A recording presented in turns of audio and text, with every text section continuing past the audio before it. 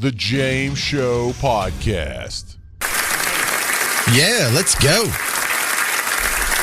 Yeah, Juneteenth, a Texas holiday. We, for the locals here, like me, we grew up learning about it in school, and all the transplants just figured out that this thing existed about 5 years ago, and now the rest of the country wants to get in on it. I guess that's okay, but this is a Texas-specific holiday. Stick around. I'll do my my annual Juneteenth spectacular in a couple hours. But today's top story is the Iran-Israel situation. We have some information that was given to us about 1 o'clock this afternoon. Carolyn Levitt, Trump's spokesperson, came out, did a 28-minute press conference, took a bunch of questions, and there's two parts of it that you're going to be hearing about from all the other news sources today. So let me just get this out of the way, and we can chat about this to start off the show. Number one, we have a timetable on whether or not the United States is going to escalate this and actively participate in the war against Iran or not. Told you from the president directly, he will make a decision within 2 weeks. Okay, so 2 weeks. What does that mean? I'm just letting you think about it. Because what are you comfortable with? What does it mean to go to war against Iran? Does it mean in 2 weeks he's going to submit a declaration of war to Congress, and then they're going to pass it, and then we will officially be at war, and then we'll pull out all the stops, and we'll do everything we can to bring Iran to the diplomatic table? Does it mean we're going to actively bomb them with American bombs from American planes flown by American pilots, or drones controlled by American joysticks, or however they do it? What does that mean? Now, I'm asking this as somewhat of a rhetorical question because I don't know. You don't know. We don't know. Trump might know, but we didn't find out from this press conference. Here's what we know. The demands. What will it take to end this? This is the other super important quote from today's press conference from about an hour and 10 minutes ago. What exactly would a deal with Iran need to entail? No enrichment of a uranium, and it would absolutely not. Iran is absolutely not able to achieve a nuclear weapon. Okay. So what? We're going to just bomb all of their nuclear facilities, period, point blank, end of story? Even the stuff that they claim they're spinning for non-weapons grade uranium? And when they talk about the centrifuges, you know what a centrifuge is? It spins stuff around, so then the heavier isotopes go to the outside, lighter isotopes stay on the inside, and they can scrape that off and keep repeating the process to sort of refine it. That's what they're talking about with the centrifuge. Same thing they do with like dialysis. You ever seen your little dialysis machine spin? So what, are we just not going to let them have centrifuges anymore? You can't take uranium isotopes and spin them? I like the idea of preventing Iran from getting a nuclear weapon. I'm not sure I like the depth that some people would be willing to go to make that a reality. For one thing, I am shocked that they haven't figured out how to make a nuclear weapon so far. If India can figure it out and Pakistan can figure it out, and Pakistan and Iran touch, why can't Iran figure it out? I mean, when you look through the annals of history, they have far better scientific prowess and accomplishments than some of these other nations that have already figured out a nuclear weapon. We figured it out in the 40s before we even had a TI-85 graphing calculator. Shout out to my other math nerds out there. Is that what you had? Or did you have the TI-81? Are you my age? Because that's what... Old. You got gray hair, don't you? But I can't imagine that this timetable is going to be something that's enforceable forever. So what are we supposed to do, James? Just let everyone get the nuclear weapon? No, I think we need to start like getting ready in our heads that probably in about 10, maybe 50 years, everyone will have access to a nuclear weapon. This is a technology that you can't stop. You can't stop ideas. You can't bury ideas. You can't kill an idea. You can't kill a technology or a knowledge. You may be able to slow its spread. You may be able to incentivize countries from not embracing its spread. But information has been so democratized through the internet and through all these other means of information technology that, yeah, I imagine at some point before we pass away, Iran will have the bomb. So I think the smart move here is Iran having the bomb isn't a problem if the Ayatollahs aren't in charge, if they have a better system of governance. And so now I'm kind of worried about that because what does it take to topple a country and put in replace a terrible dictatorial terrorist butthead with something that's more reasonable. And they don't have to be like a full-blown Western civilization, full complement of human rights, liberal democracy. I think the example on the plus side would be Iraq. On the negative side, it could be Afghanistan. Because we did those almost at the same time. Granted, it was a year and a half apart. But we went into Afghanistan in November of 2001. November, I guess, officially. And then we went into Iraq in March of 2003, if I remember correctly. Now, Iraq was a basket case for a long time, had an insurgency, had instability, economic basket case, civil unrest, but eventually they had some elections, and then it didn't work out, and we did elections again. And while things aren't perfect, they're definitely better than they were under Saddam Hussein. And we don't have someone that is cutting checks to suicide bombers or funding terrorism that's running the country of Iraq anymore, to having access to those petrodollars and using them to be a thorn in our side.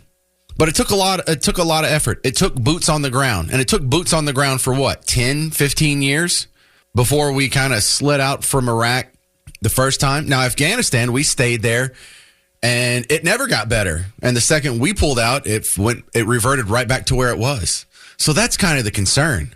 If you can guarantee me we're going to do another Iraq and we're going to go into Iran and we're going to talk to the leadership, we're going to leave it with a somewhat liberal democracy. And I'm saying liberal democracy with a lowercase L, like the international use of the word in statecraft, not our politicized version of the word liberal. But I don't even know if in fact, I know. I'm not okay with that. I don't want to do another invasion. I don't want to have another amphibious assault. I don't want my cousin to be running out of the back of a Bradley in some terrible town that's shooting at him from all directions, and he's got to come home with PTSD. So, James, are you saying it's okay for Iran to have the bomb? Hey, look, that may be out of our jurisdiction. I don't think on a long enough time scale we can use as much resources and power and blood and treasure as it costs to make sure no bad actor gets the nuclear weapon. Maybe if we had a balanced budget over here, we could talk about that. But I don't think we're even close. My next guest might have an interesting take on the latest with Israel versus Iran and whether or not we're going to get into the shallow end of this pool. His name's David Rubin, not that Dave Rubin, a different one. This one is the former mayor of Shiloh, Israel, now works with the Shiloh Israel Children's Fund. Welcome to the James Show, Mr. Rubin. Thank you. Good to be with you. Okay, so tell me about your experience over there. When were you the mayor of Shiloh, Israel? How long did you live there, and where are you at now? Well, I live here right now. I'm speaking to you from the heart of the biblical heartland of Israel, in Shiloh. Shiloh is what we call it in Hebrew. Most English speakers would know it as Shiloh. Yeah, I'm sorry. I'm a Texan, so we have like Shiloh Road Baptist Church in my hometown, and that's what I was basing it off of. Yes, I know that. There's even a town in Texas called Shiloh. I've been there. There is, yeah, okay. But look, I've been here 32 years. I'm originally from the States, but I've been here 32 years, and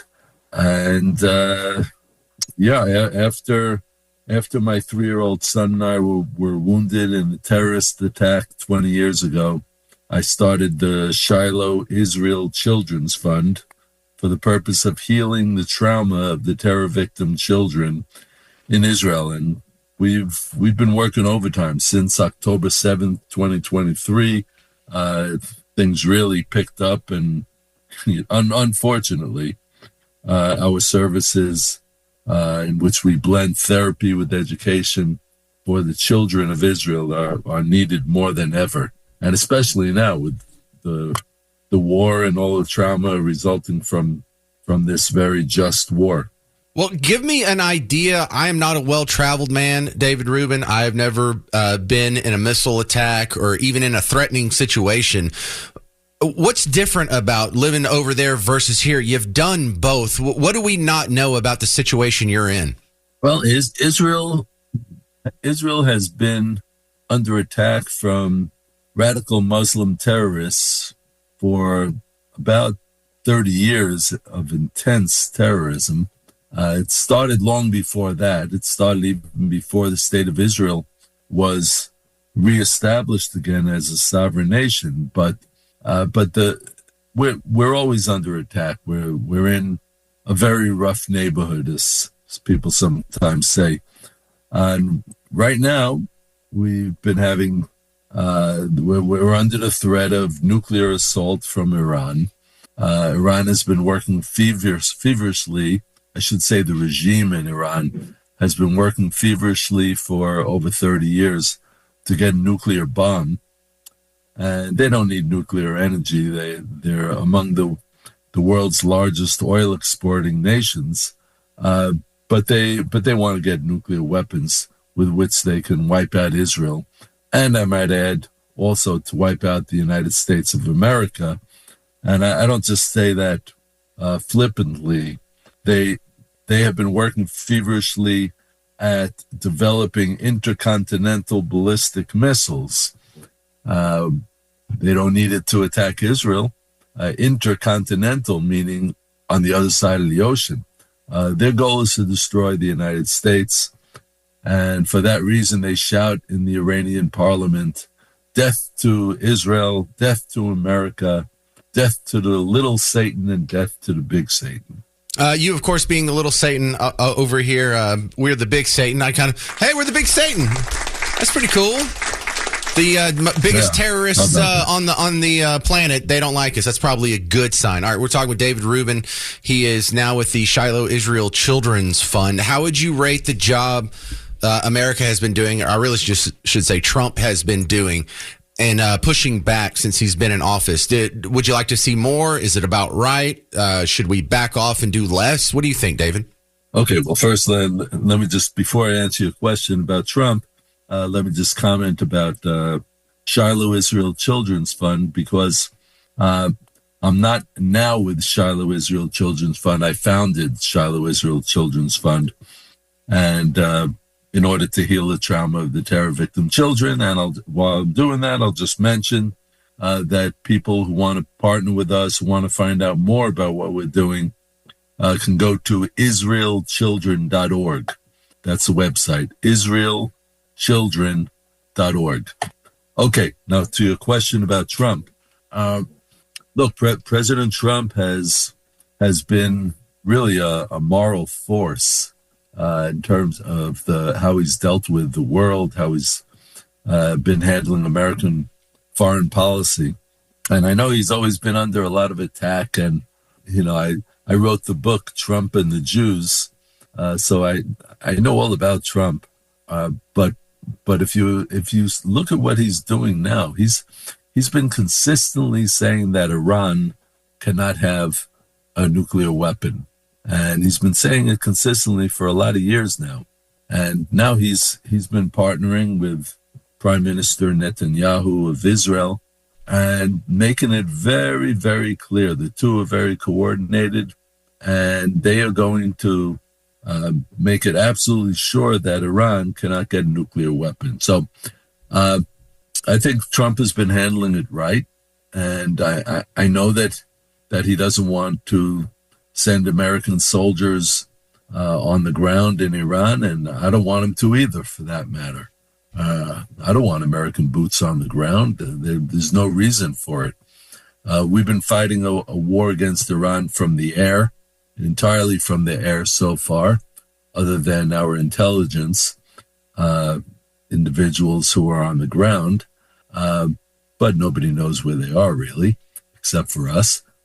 So the Air Force attacks from the air, and none of our soldiers, none of our pilots have been killed or wounded up until this point, and God willing will not be, because we've destroyed most of their air defenses. The only problem we have is that there is one nuclear reactor, the biggest nuclear reactor in Iran. They have about 8, and we've destroyed most of them. But there is one called Fordo, which is buried under a mountain intentionally because they didn't want anyone to be able to get to it. And nobody has been allowed to go down there into that mountain, to that nuclear research facility. And in order to attack, what's required are very, very heavy bunker-busting bombs, which the United States has. They have the heaviest, and nobody else has. So Israel can attack that particular nuclear plant, that nuclear research facility, but it would take a lot longer for us to do the job. All right, David Rubin, And, I'm running out of time here. We got less than a minute. What do you think the timetable is on this? Is this something you think is going to be mopped up in a couple of weeks, or is this something that's going to drag out for years? oh no, it's definitely not going to drag on for years and not even months. We're talking about a couple of weeks of the most intense phase, and if the president gives the green light to go ahead and attack that particular nuclear research facility, it's going to be in the next few days, according to the way I see it. That's what I'm hoping for, too. David Rubin, IsraelChildren.org is his website. Thank you very much for joining us from Israel. You're welcome. It's been a pleasure. Trump's spokesman had a press conference right before the James Show started and said he's going to be making a decision on whether or not we escalate our involvement in the Israel-Iran war in just 2 weeks. Told you from the president directly, he will make a decision within 2 weeks. Okay, now what has to happen in order for this to not escalate? Just one thing: no nuclear weapons. That's it. What exactly would a deal with Iran need to entail? No enrichment of uranium, and it would absolutely not. Iran is absolutely not able to achieve a nuclear weapon. All right, your thoughts. 800-288-9227, 800-288-9227. I really think that we could bomb these dudes into submission. I really think that this is going to last weeks, not years, maybe not even months. And I really think, this is my third little bullet point on the situation as it stands right now. Generally speaking, I know there's some detractors out there, but nobody wants American boots on the ground. 800-288-9227. This is Troy in Fort Worth. You're on WBAP. Hello, James. Glad to talk to you. This is my first time calling into your show. I listen all day. Oh, welcome. You took all the wind out of everything because you went in total agreement. I believe it's going to take, I thought it'd take a couple of months, because the first Iraq war took 7 months, and that's because we first bombarded the heck out of Iraq.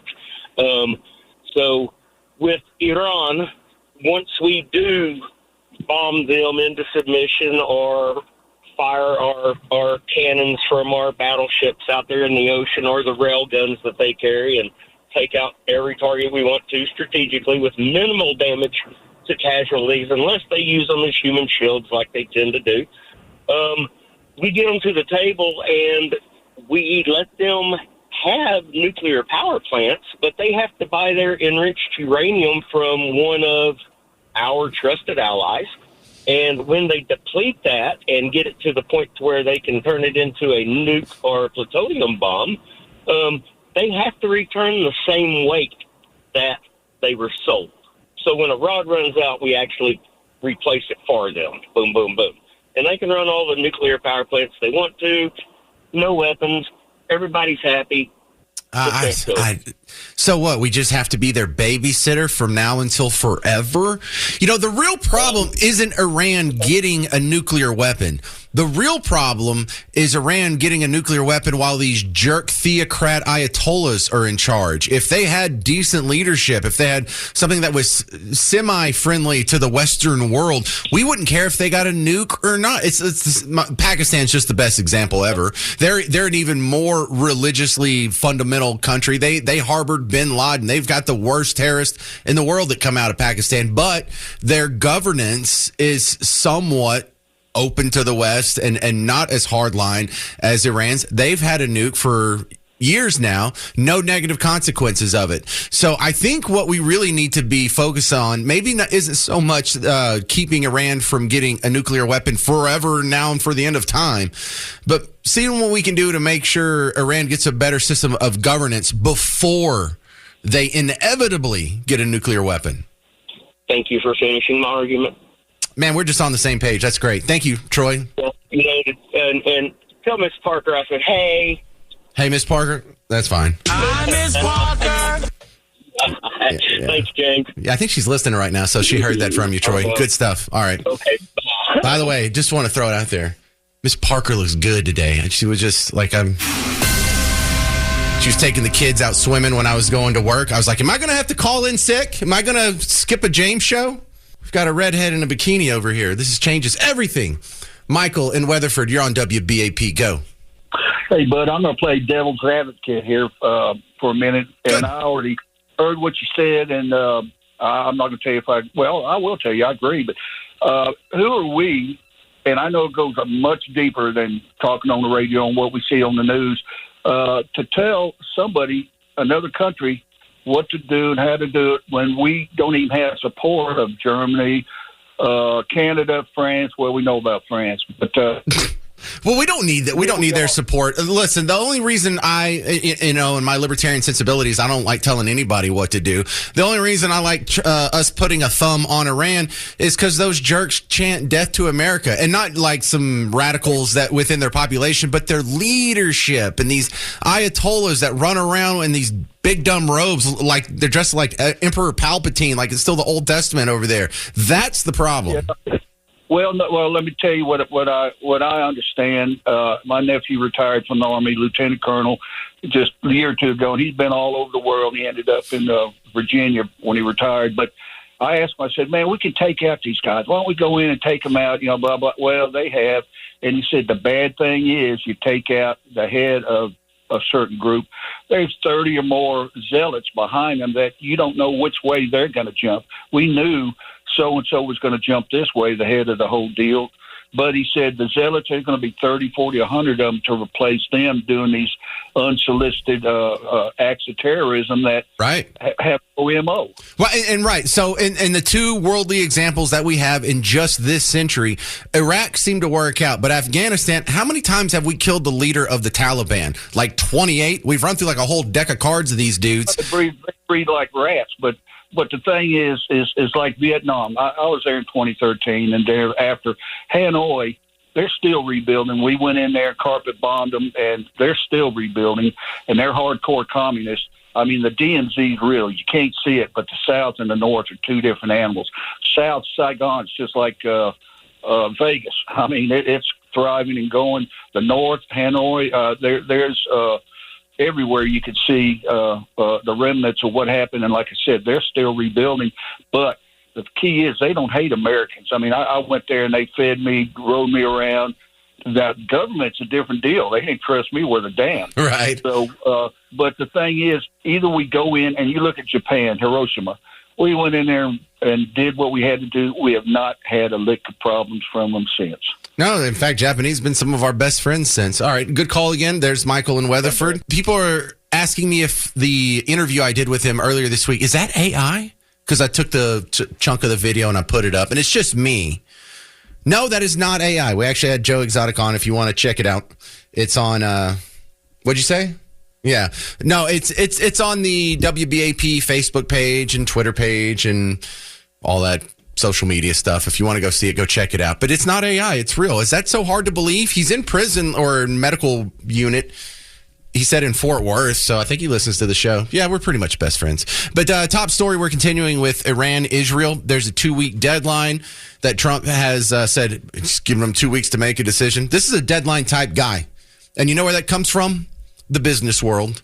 I don't hear anybody out there that wants boots on the ground for America, so I don't think this could escalate into sort of the worst case scenario. You know, like libertarians just hate boots on the ground in foreign countries. But just bombing the snot out of people chanting death to America, and it's not our planes that are doing it, it's not our bombs that are doing it. Yeah, that's fine by me. What do you think? Steve in Weatherford, you're on WBAP. Go. Hey, sir. I think what we're going to see is the U.S. military is going to put up a significant military umbrella of capability, allowing the IDF to go into Fort Al, go inside, get all the goodies out of it, take them back to Israel, and then they'll implode that facility. And Khomeini has probably got less than 2 weeks left on this earth. But the world's at an inflection point now where we can either knock the crazies out of business or appease them like Chamberlain did, and we will march toward a real World War III. The way we get out of World War III is we have an Iranian revolution where the people adopt a Western-style democracy and go free, don't live under a warlord or a Khomeini, and even that needs to happen in Russia and even in China with Tiananmen Square 2.0. Once these people get out from underneath these dictator warlord types and they start adopting Western-style economies and ways of living, chasing girls, nice cars, good restaurants, then we can all back away from nuking each other. Well, that's a good reason why me and many other people across the planet are actually really optimistic about the situation, because they don't have to adopt a Western civilization's type lifestyle where you walk around in business suits and ties and women don't have to have headscarves on and they can even wear a bikini at the beach or whatever. They have to return to that. They've already had that. They already had that, and it worked and it looked good. And it wasn't until the Iranian Revolution in 1979 that was taken away from them. So I think Iran could just snap back almost immediately to a more sensible, Western, favorable, liberal democracy. Again, lowercase L, people. I'm using the statecraft version of the word, not the American political version of the word. But Steve, what you said at the beginning there probably is best case scenario, but it's going to require someone's boots on the ground. If you're going to go take everything that's out of that facility and then implode it, there's going to be human beings wearing boots that are doing it. And is that the job of the Israelis? Who's doing that? Raid on Entebbe worked pretty good, didn't it? Okay, Never underestimate the Israelis and their military prowessness. They'll go in there and clean the place out, take all the goodies, and they'll crater it on the way out, and it'll never, ever be used again. But if you just hit it with some bunker busters and entomb it, then it can be dug back out. We don't know what they were doing. I think you go in, clean the place out, and then demo it on the way out. Okay, but that's Israel's job, not ours. We'll have some of our players there with the Israelis, but it'll be mostly Israeli boots on the ground going into Fordow to clean it out, get the goodies, and demo it on the way out. Our guys will be what's called sky cap. If anybody tries to booger with the Israelis while they're in there doing their job, our people will teach them a bad lesson and keep them off the Israelis while they're doing Fordow. You sound so confident about this. Do you have a military background of some sort? 23 years. I could hear it in your voice. Thank you for your service, sir. All right.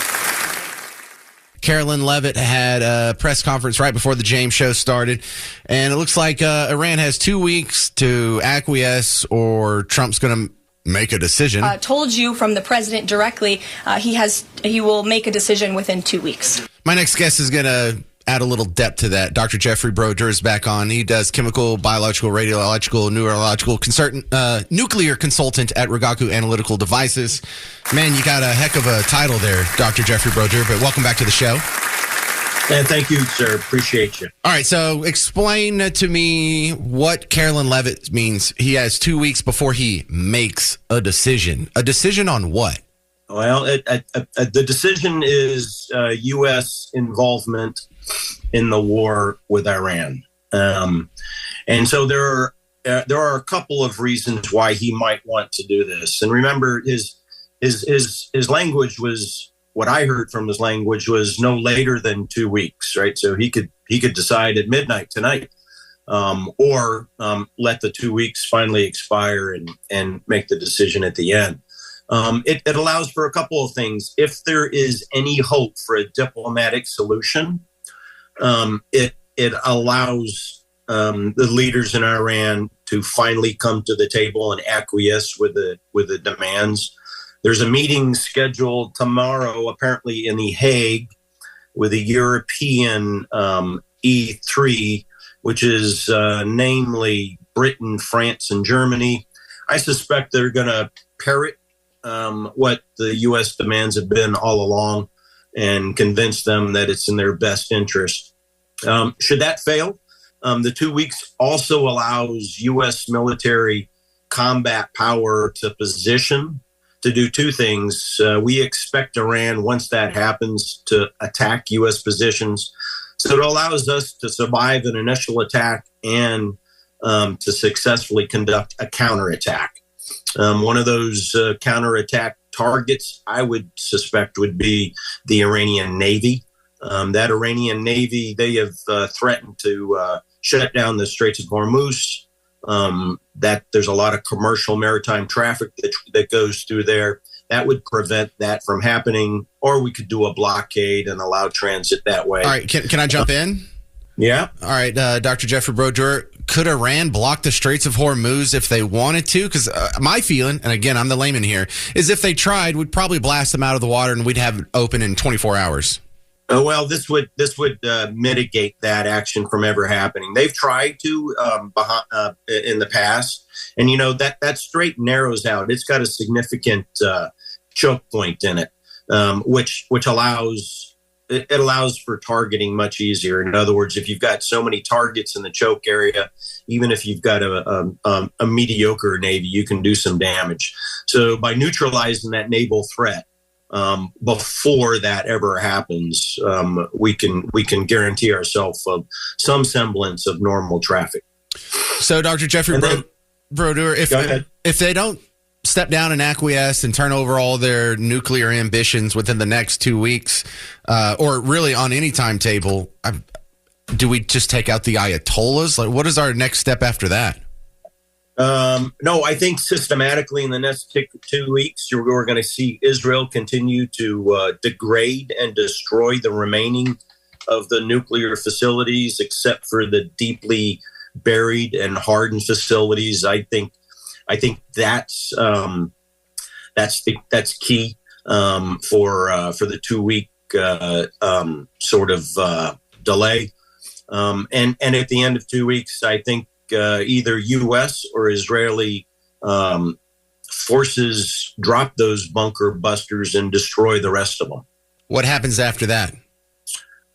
That's a very good question. That's what we call phase 4 of operations and combat operations. Ideally and optimally, the Iranians will elect for an alternate form of leadership and overthrow their own. But I don't know of any nation state that is willing right now to put boots on the ground and reinvent nation building like we've done the last 20 or 30 years. Well, in your opinion, this is Dr. Jeffrey Brodeur from Rigaku. Do you think the nation building worked in Iraq? Well, let's back up just one piece. Even outside of nation building, we, Israel and the United States, eliminate an existential threat to our way of life, because Iran has declared many times they seek our destruction, not because of anything necessarily we've done to them, just purely ideological. In terms of nation building, so this is the way I would describe nation building. Is it better today than it was when we started? Maybe, but the cost was entirely too high. The return on investment is not there. And I'm not a huge advocate of nation building. Okay, fair enough. So, Dr. Jeffrey Brodeur, what's the likelihood, and again, you've been really good at answering these impossible questions. This is another one. What's the likelihood that the Iranian people will exploit the weak position that the Ayatollahs could be in, and we actually get real regime change? Yeah, that's a great question, and I don't know if anybody has the answer. Remember, Iran is almost like North Korea. We only know what they want us to know. The information that's available, the attitude of the population, everything that we think we know normally is not 100%, and normally it's really, really late. It's delayed. So that's a great question. I think what we do have on our side is that for 45 years, the citizens have endured the nonsense of their leadership. The median age, again, is very young. It's about 30-something, 34. Many were educated in the Western Europe. And there are some that are my age that were educated in the United States. Remember, in the 80s, during the Iran-Iraq War, many of the best and the brightest Iranians came to the United States to be educated. So I guess my point is they know what right looks like. I think they know what a better life looks like. How do you measure motivation? I don't know that anybody's figured that out, but I think they can do it. I think they're going to need the world's help, and the world's help in this scenario would be a Middle East answer for an Iranian solution. I think Saudi Arabia, Bahrain, UAE, Qatar, all of those wealthy nations can help with a Middle East solution to that. Well, good stuff. Dr. Jeffrey Broder, Rigaku, I appreciate the level of depth you bring to my show. The James Show Podcast.